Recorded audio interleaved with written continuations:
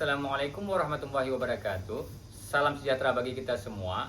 Perkenalkan, saya Anhar Fajri, salah satu dosen pengampu mata kuliah dasar-dasar jurnalistik pada jurusan Ilmu Komunikasi, Fakultas Ilmu Sosial dan Ilmu Politik, Universitas Teguh Umar. Video pengajaran ini saya buat sebagai bagian dari pernyataan diri dosen dalam unjuk kerja Tridharma Perguruan Tinggi dalam rangka mengikuti sertifikasi dosen Kemendikti Saintek tahun 2025. Mata kuliah dasar-dasar jurnalistik merupakan pengantar untuk memahami prinsip-prinsip, konsep, dan praktik dasar dalam dunia jurnalistik. Mata kuliah ini membekali mahasiswa dengan pemahaman teoritis dan praktis mengenai sejarah, definisi, nilai-nilai, etika, dan fungsi jurnalistik dalam masyarakat demokrasis. Selain itu, mahasiswa akan diperkenalkan pada proses kerja jurnalistik termasuk teknik peliputan, penulisan berita, jenis-jenis produk jurnalistik, serta struktur organisasi dalam redaksi media. Melalui pendekatan pembelajaran yang berbasis masalah, problem based learning, mahasiswa diajak untuk mengambil dan menganalisis isu-isu aktual dalam dunia pers, praktik media, dan tantangan jurnalistik di era digital. Dengan demikian, mata kuliah ini menjadi landasan penting bagi mahasiswa dalam unjuk kerja mengembangkan kompetensi jurnalistik yang kritis, etis, dan profesional. Mata kuliah ini memiliki bobot 3 SKS. Dalam proses pembelajaran mata kuliah dasar-dasar jurnalistik ini, pendekatan yang digunakan mengacu pada strategi DIA, Delivery Interaction Assessment, untuk memastikan tercapainya capaian pembelajaran secara efektif, komprehensif, berorientasi pada kompetensi mahasiswa. Delivery yaitu penyampaian materi pembelajaran disampaikan melalui kombinasi metode ceramah interaktif, studi kasus aktual, serta pemutaran dan analisis konten media sebagai media bantu pembelajaran. Dalam hal ini, dosen akan menyampaikan teori-teori dasar jurnalistik seperti sejarah dan fungsi pers, kode etik jurnalistik, teknik peliputan, dan penulisan berita, serta struktur dalam dinamika kerja redaksi media. Penyampaian materi dilakukan dengan dukungan media presentasi, modul, dan sumber bacaan akademik, baik cetak maupun digital. Mahasiswa juga diarahkan untuk melakukan kajian terhadap praktik-praktik jurnalistik terkini melalui contoh dari media nasional maupun lokal. Interaksi yaitu interaksi dalam pembelajaran. Pembelajaran ini dirancang interaktif dan partisipatif, di mana mahasiswa dilibatkan secara aktif dalam diskusi kelas, simulasi komprehensi pers, analis berita, dan role play sebagai reporter, editor, atau narasumber, dan juga dilakukan melalui kegiatan kerja kelompok dalam menilai pemberitaan media serta latihan menulis berita. Berdasarkan data yang disediakan dosen atau hasil observasi lapangan, mahasiswa diharapkan tidak hanya memahami teori tetapi juga mampu berdialog kritis terhadap fenomena jurnalistik aktual di Indonesia dan dunia. Selanjutnya yaitu asesmen, penilaian yang dilakukan dalam proses pembelajaran. Penilaian pembelajaran dilakukan secara berkelanjutan dan mencakup aspek kognitif, afektif, dan psikomotorik. Bentuk penilaian mencakup yaitu yang pertama adalah kuis dan tes formatif untuk mengukur pemahaman konseptual mahasiswa yang terkait teori jurnalistik. Selanjutnya yang kedua ada tugas individu dan kelompok seperti penulisan berita, straight news, feature, serta analisis media. Nah, yang selanjutnya yang ketiga ada ujian tengah semester dan juga ujian akhir semester yang berbasis esai atau studi kasus. Dan selanjutnya yang keempat yaitu penilaian dalam proyek akhir berupa penyusunan produk jurnalistik seperti penulisan berita, artikel, dan lainnya. Dan yang terakhir, penilaian yang dilakukan yaitu melihat partisipasi dan keaktifan diskusi sebagai bentuk pengukuran terhadap keterlibatan aktif mahasiswa dalam proses pembelajaran. Melalui strategi di IE ini, mahasiswa diharapkan tidak hanya menguasai teori dasar jurnalistik, tetapi juga memiliki keterampilan praktis dan sikap kritis yang diperlukan dalam menghadapi tantangan global di dalam dunia dan media massa di era digital. Capaian pembelajaran prodi yang dibebankan pada mata kuliah yaitu yang pertama berkontribusi dalam peningkatan mutu kehidupan bermasyarakat, berbangsa, bernegara, dan berkemajuan peradaban berdasarkan Pancasila. Yang kedua, menguasai konsep kaidah dan pengembangan isi pesan untuk mencapai berbagai tujuan komunikasi menggunakan beragam jenis saluran komunikasi.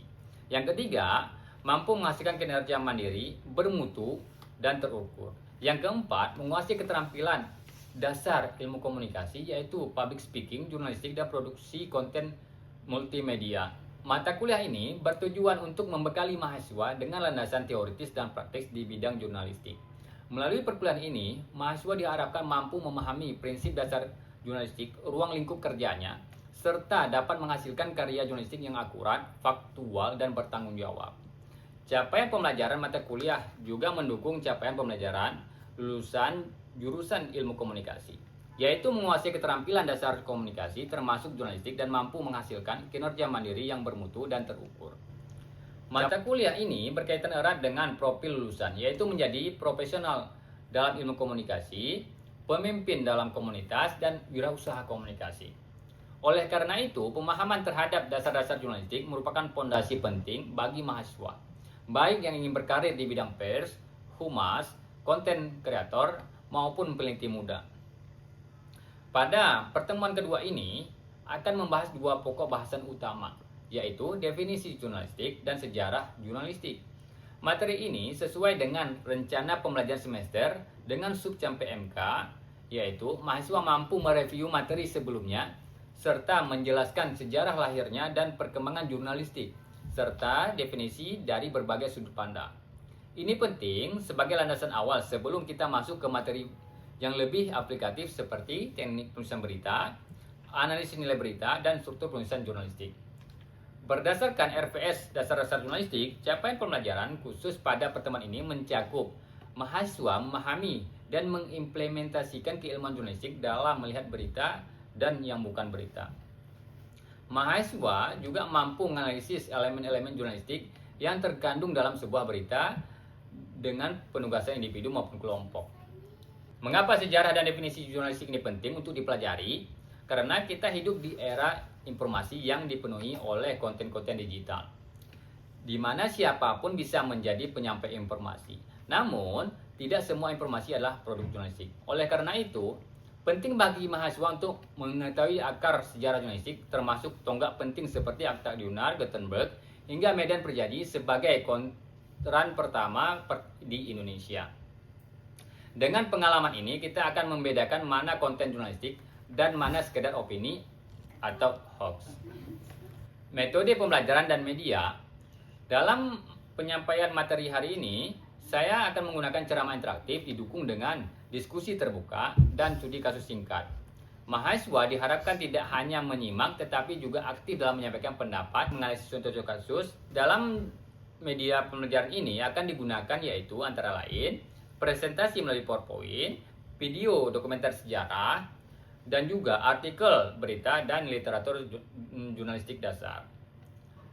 Evaluasi dan penilaian yang akan digunakan yaitu melalui partisipasi aktif dalam diskusi kelas, penugasan individu berupa ringkasan dan refleksi dari sejarah dan definisi jurnalistik.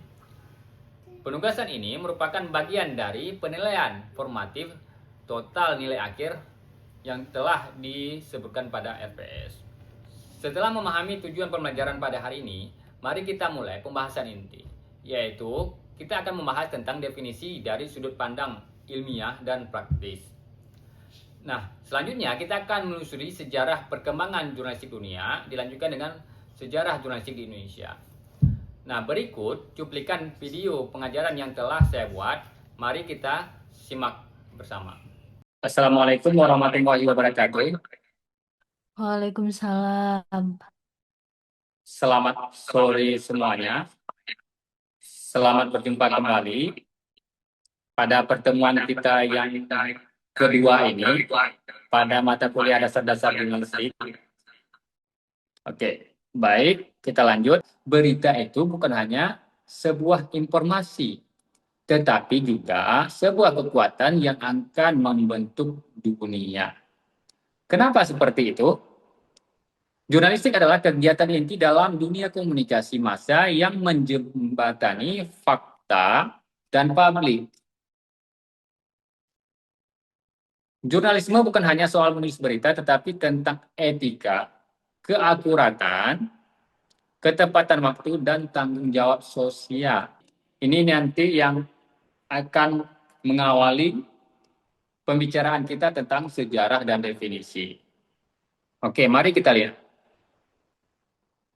Nah, secara etimologi, jurnalistik itu dalam bahasa Latin disebut diurnalisme yang mempunyai pengertian harian. Kenapa mempunyai pengertian harian? Karena berita itu kan harus disampaikan secara berkelanjutan. Setiap hari, setiap detik. Nah, makanya disebut harian. Nah, dalam bahasa Inggris disebut journalism, aktivitas pencatatan dan pelaporan. Dicatat apa yang ditemukan berdasarkan fakta yang di lapangan. Nah, kemudian dilaporkan. Kepada siapa dilaporkan? Sampaikan kepada siapa? Kepada masyarakat. Nah, sehingga dari hal tersebut kita tahu, oh ini informasi yang kejadian yang terjadi di dunia, di Indonesia, atau di sekeliling kita pada hari ini. Misalkan terjadi kecelakaan di simpang Kisaran atau simpang Pelor misalkan. Nah, berita itu kan masuk ke media massa. Nah, kita membaca, oh ternyata setelah dipublish, oh kita tahu oh, ini kejadian yang terjadi pada hari ini. Seperti itu.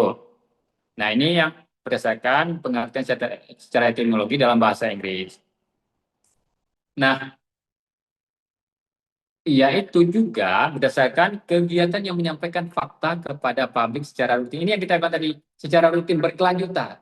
Makanya disampaikan bahwa kegiatan jurnalistik adalah kegiatan yang menyampaikan fakta kepada publik secara rutin. Selanjutnya kita bisa lihat, tadi kita sudah bahas secara etimologi, nah ini kita lihat secara para pakar atau para ahli. Nah, para ahli mengatakan jurnalistik adalah pengiriman informasi dari tempat yang satu ke tempat yang lain dengan benar, seksama, dan cepat dalam rangka membela kebenaran, dan juga pola berpikir yang selalu dapat dibuktikan. Nah, seperti apa dapat dibuktikannya? Misalkan kita menyampaikan tadi ada kecelakaan di Simpang Pelor. Seperti apa pembuktiannya? Ada saksi, ada seperti apa saksinya kita wawancarai. Nah, kalau sekarang ada juga gambar, foto yang bisa membuktikan bahwa kejadian itu benar. Nah, ini yang dikatakan dapat dibuktikan. Kalau tidak dapat dibuktikan berarti bukan bagian dari jurnalistik. Seperti itu. Nah, selanjutnya berdasarkan Kustadi Suhandang. Apa yang disampaikan? Jurnalistik adalah seni dan keterampilan mencari, mengumpulkan, mengolah, menyusuri, dan menyajikan berita tentang peristiwa yang terjadi sehari-hari secara indah dalam rangka memenuhi segala kebutuhan hati nurani kalayaknya. Nah, selanjutnya berdasarkan Roland E. Worsley. Mereka menyampaikan, beliau menyampaikan bahwa jurnalistik adalah pengumpulan, dikumpulkan, ya kan, fakta, kejadian, dan sebagainya dikumpulkan, kemudian ditulis, ditafsirkan, diproses, dan penyebaran itu disebarkan ke secara umum. Nah, pendapat pemerhati hiburan umum secara sistematis dan dapat dipercaya untuk diterbitkan pada surat kabar, majalah, dan disiarkan di stasiun siaran. Lanjut. Nah, ini dia. Unsur dan ciri jurnalistik. Ya kan? Jadi untuk menjadi bagian dari berita jurnalistik, informasi jurnalistik itu seperti apa? Pertama itu berdasarkan fakta. Jadi harus jelas faktanya, kejadiannya. Selanjutnya ditujukan kepada publik. Jadi bukan kepada individu. Jadi ketika itu ditujukan kepada publik melalui media massa, nah itu ditujukan kepada publik melalui media massa, itu menjadikan sebuah bagian dari berita jurnalistik. Oke? Nah, selanjutnya bersifat aktual, relevan dengan kejadian, baru-baru terjadi. Selanjutnya bertujuan menyampaikan informasi, yang seperti kita bilang tadi, Oh, ada Expo Nasional yang diadakan oleh Prodi Ilmu Komunikasi. Nah, selanjutnya menjadi sumber edukasi. Jadi, ketika itu diinformasikan dapat memberikan pendidikan, ya kan, bagi pembaca. Selanjutnya menjadi bagian hiburan. Hiburan itu seperti apa, gitu kan? Hiburan itu bisa menjadi lewat tulisan kita, enak dibaca. Jadi bukan hanya kacau gitu tulisannya. Jadi kita juga harus bisa menulis dengan baik dan benar gitu. Dilihat begitu. Nah, juga memberi pengetahuan kepada masyarakat. Selanjutnya menjadi kontrol sosial. Misalkan ada kejadian korupsi, ya kan, diberitakan oleh media massa. Jadi informasinya sampai kepada kita, kita juga bisa terus-menerus melihat pemberitaannya. Jadi ada 5 yang menjadi pokok gitu, bahwa itu bisa dianggap sebuah berita jurnalistik karena punya unsur dan ciri-ciri yang bisa menjamin hal tersebut. Oke, ada yang mau bertanya? Silakan. Sudah paham, Pak. Oke, baik. Kita lanjut ke bagian sejarah. Sejarah jurnalistik dunia berawal. Kalau kita mau melihat flashback-nya, kita bisa melihat pada masa lalu gitu. Pada masa kuno, bagaimana orang-orang menyampaikan informasi, baik itu pada batu, pada tulisan, dan sebagainya. Nah, tapi ini kita melihat pada awal perkembangan jurnalistik dunia itu diawali pada masa Romawi kuno pada tahun 59 sebelum Masehi. Yang disebut apa? Akta Jurnal. Nah, selanjutnya pada abad pertengahan mulailah bermunculan pamflet sebagai penyedia informasi. Jadi dalam bentuk tempelan-tempelan tersendiri. Nah, kapan mulai benar-benar revolusi media itu berkembang? Ketika Johannes Gutenberg menemukan mesin cetak pada tahun 1455. Nah, setelah itulah mulai perkembangannya. Kita bisa lihat pada awal mulanya itu mulailah ada selebaran-selebaran. Pada tahun 1605 keluarlah surat kabar pertama yang dinamakan Relation. Dan juga di Inggris terbitlah surat kabar pertama dinamakan dengan The London Gazette pada tahun 1665. Dan juga muncul koran The Boston Newsletter di tahun 1704.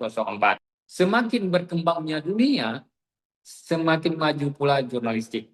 Dunia jurnalistik itu tidak akan pernah habisnya begitu. Semakin banyak hal yang bisa membantu, ya kan? Jadi bukan hanya fokus pada satu titik, jurnalistik itu akan semakin berkembang dulu. Awal-awalnya dengan tulisan, sekarang melihat dengan dunia baru yang hanya mengandalkan AI, tapi AI itu janganlah dijadikan full alat untuk membuat berita jurnalistik karena kan uh, masih ada error-errornya seperti itu. Jadi kita juga harus membaca.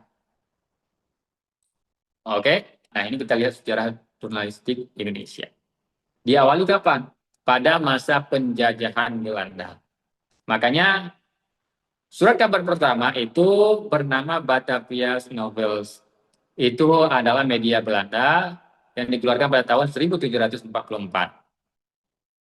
Dan Medan Prijanji itu menjadi media lokal yang makanya pencetus atau pendiri media Prijanji itu menjadi bapak atau dinobatkan sebagai bapak pers Indonesia yaitu Tirto Adi Surjo.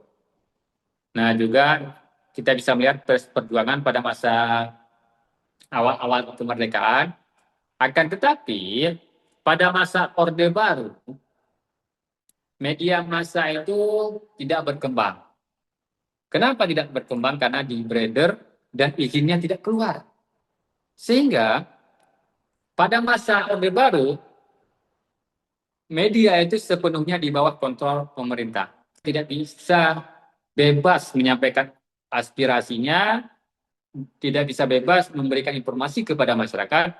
Nah, barulah pada masa reformasi dengan terbitnya Undang-Undang Pers nomor berapa? Ada yang tahu? Ayo di sini siapa yang masih ingat atau masih Undang semester Pers pertama? nomor 40 tahun 1999, Pak. Oke, bagus. Nah, dengan adanya Undang-Undang Pers tersebut diawalilah uh, munculnya, ya kan? Munculnya media massa yang semakin berkembang di Indonesia. Nah, ini yang membuat media sekarang semakin banyak bermunculan. Nah, kita lihat tentang evolusi.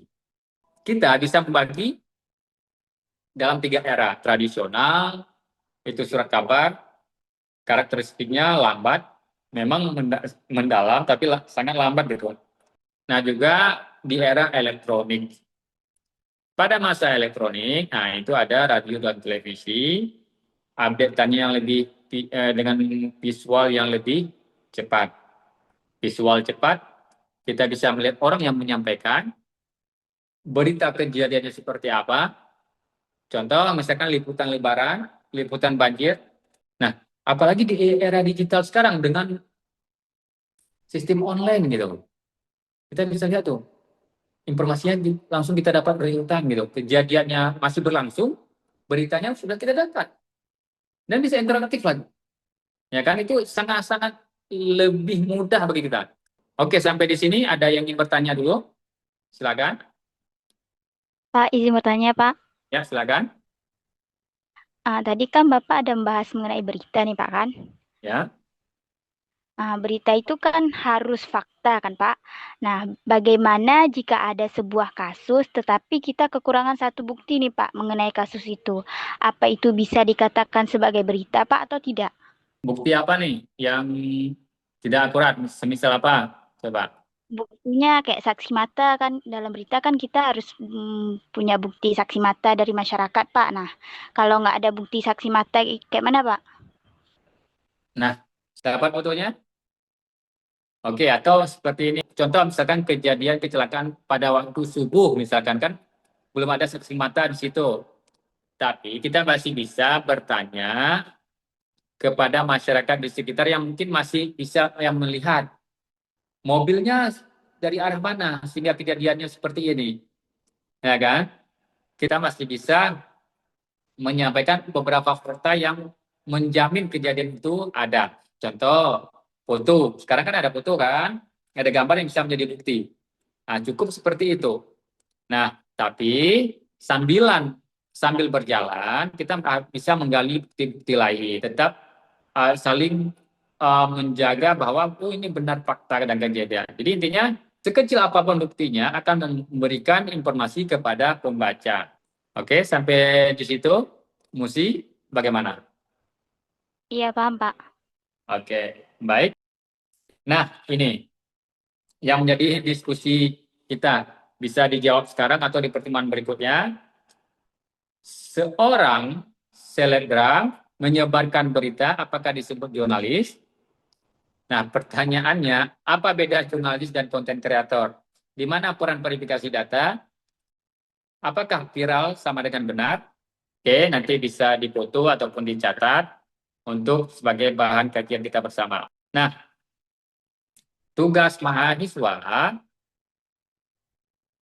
menulis infografis sejarah jurnalistik itu 1 halaman, bandingkan 3 definisi jurnalistik, dan esai untuk refleksi 300 kata. Apakah jurnalisme masih penting di era media sosial dan AI? Penting nggak masih media massa? Penting nggak reporter? Penting nggak pembawa acara? Oke, sebelum kita tutup, untuk tugasnya sudah paham semua? Sudah, Pak. Oke, baik.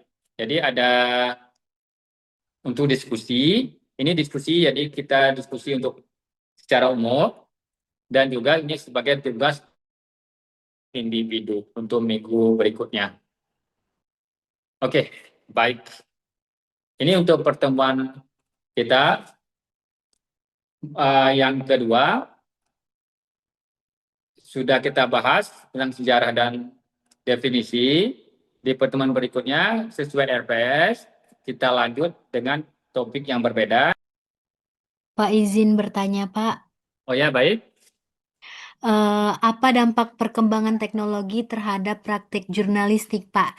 Dan menurut Bapak, apa sih perbedaan jurnalis investigasi dengan jurnalis berita, Pak? Oke, baik. Perkembangan teknologi. Saya pikir perkembangan teknologi sekarang sangat membantu bagi media massa. Pertama, dulu pernah nggak kalian, mungkin era kalian belum ada, dulu wartawan itu membawa pertama tape recorder. Ada perekam itu perekam, alat perekam itu kecil dia, ukuran jempol itu ada atau ukuran 2 jari, itu selalu dibawa gitu. Habis itu bawa buku, bawa pulpen, bawa kamera lagi, ribet nggak? Ribet, ya kan? Sangat ribet gitu. Nah, dengan perkembangan teknologi begini, contoh kasus lagi. Dulu kita ada kejadian nulis, ya kan? Ada kejadian nulis. Nah, sekarang kan simpel. Ibaratnya begini, sekarang semua jadi satu. Di mana? Di HP. Jadi kita nggak perlu bawa lagi kamera dong, ya kan? Cukup dengan HP punya kamera resolusi tinggi, cukup ambil gambar. Sudah jadi gitu. Jadi nggak perlu lagi transfer ke laptop, dari kamera ke laptop, kan ada kerjaan lagi kan. Nah, selanjutnya sekarang juga dengan adanya internet, kita langsung bisa nulis di HP, nulis dan sebagainya, langsung bisa kita publish. Makanya tadi seperti saya bilang, sekarang sangat mudah begitu dengan era digital. Jadi ada kejadian langsung bisa ada informasi. Itu yang sangat bermanfaat bagi dunia informasi, dunia media massa sekarang. Dengan teknologi akan membantu, menjadi alat bantu yang paling bagus bagi para wartawan, bagi para media massa. Sehingga keakuratannya itu bisa lebih cepat, lebih terjamin gitu. Karena ada foto dan sebagainya. Bukan berarti yang dulu itu tidak bagus, itu sudah bagus dan sekarang itu lebih meringankan pekerjaan wartawan. Oke. Selanjutnya perbedaannya di mana? Ya kan? Kan sama-sama pembuat berita nih. Jurnalis berita, jurnalis investigasi, sama-sama membuat berita. Ya kan? Yang membedakannya di mana? Investigasi itu lebih mendalam, dikaji kembali. Contoh, kejadian banjir, ya cukup seperti itu, ya kan? Disampaikan, dipublish dan sebagainya itu jadi berita, sudah selesai. Nah, yang membedakan dengan investigasi, kita menggali lagi, mengkaji lagi. Contoh, pada kasus korupsi, wartawan itu akan mengejar beritanya sampai mendapat benar-benar hasil yang diinginkan gitu. Jadi tidak hanya sebatas pada argumen yang disampaikan oleh para saksi, tapi juga ada aktor-aktor di belakangnya juga dikejar sesuai dengan informasi yang diberikan oleh para sumber yang ada. Begitu dia. Jadi lebih mendalam kajiannya, lebih mendalam informasinya. Baik, Pak. Terima kasih, Pak. Oke, kita tutup pertemuan kali ini. Sampai jumpa di pertemuan berikutnya dengan topik sesuai RPS yang sudah kita bagikan pada pertemuan sebelumnya. Saya ucapkan terima kasih atas semangat dan kehadirannya. Semoga menjadi ilmu bagi kita semua. Saya akhiri. Assalamualaikum warahmatullahi wabarakatuh. Waalaikumsalam warahmatullahi wabarakatuh.